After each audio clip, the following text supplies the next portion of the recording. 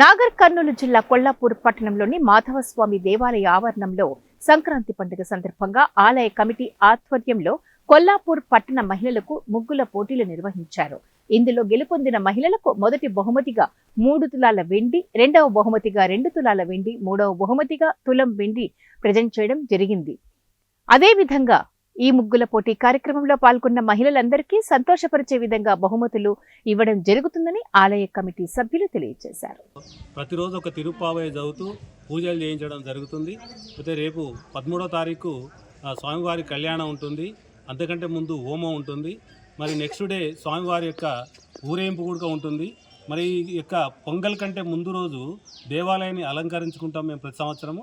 అలంకారము అని అంటే దేవాలయంలో ముగ్గులు వేసి ఈ యొక్క కార్యక్రమాన్ని చేసి దేవాలయాన్ని సుందరంగా తయారు చేసుకుంటాము.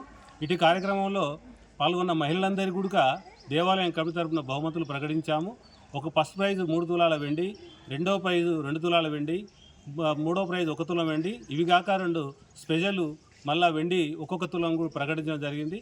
అయితే పాల్గొన్న వారందరూ నిరాశపడకుండా ప్రతి ఒక్కరికి కూడా బహుమతులు ఇవ్వడం జరుగుతుంది. మరి నా పేరు తేజస్విని, మాది కొల్లాపూర్. ఇక్కడ మాధవస్వామి దేవాలయంలో ముగ్గుల పోటీ నిర్వహించారు.